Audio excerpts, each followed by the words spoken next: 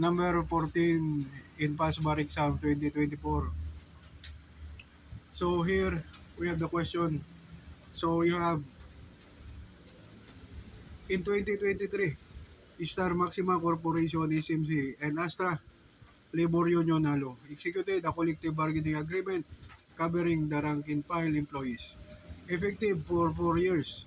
In 2024, Troy called for the removal of Andres as union president and obtained majority support of ALO member through signature campaign. Thereafter, Troy assumed position of union president, changed the name of ALO to Stella Labor Organization SLO, adopted new bylaws and appointed other union officers. Andres informed SMC that ALO remained the exclusive bargaining agent. On the other hand, Troy demanded recognition of the SLO and its new leadership to administer the collective bargaining agreement and to receive the union dues. Eventually, SMC turned over the collective union dues to the SLO treasurer. Aggrieved, Andres filed a complaint for unfair labor practice against SMC alleging gross violation of the collective bargaining agreement. Is SMC guilty of unfair labor practice? Explain. Answer, no. SMC is not guilty of unfair labor practice. The change of name of a union is not prohibited by law.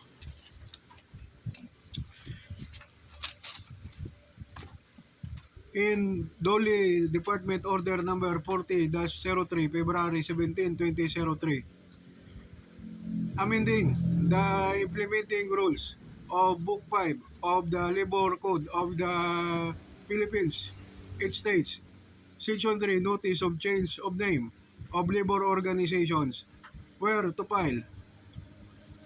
The notice for change of name of a registered labor organization shall be filed with the Bureau or the regional office where the concerned labor organization certificate of registration or certificate of creation of a chartered local was issued. Further, Section 4, Requirements for Notice of Change of Name. The notice for change of name of labor organization shall be accompanied by the following documents. A. Proof of approval or ratification of change of name, and B. The amended constitution and bylaws. Furthermore, Section 5, Certificate of Registration, Certificate of Creation of Chartered Local for Change of Name.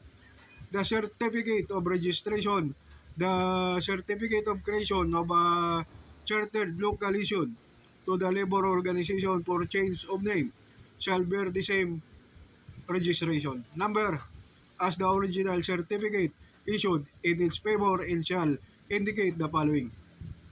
A. The new name of the labor organization. B. Its former name. And C. Its office or business address. And D. By date when the labor organization acquired legitimate personality as stated in its original certificate of registration, certificate of creation of chartered local. In same light, while an act or decisions of an employer may be unfair, certainly not every unfair act or decision constitutes unfair labor practice or ULP, as defined and enumerated under Article 248 of the Labor Code.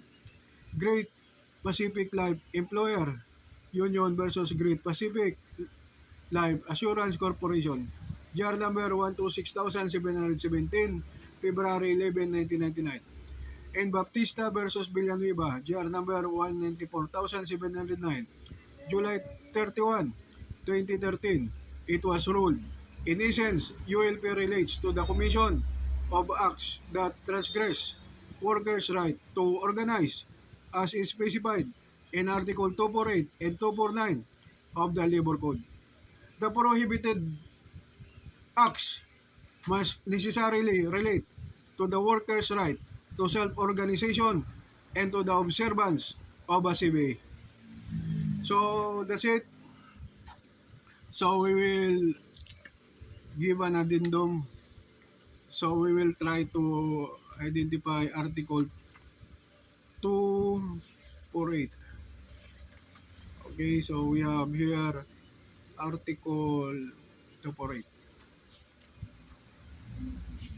So let's scan our Kudal. So 248.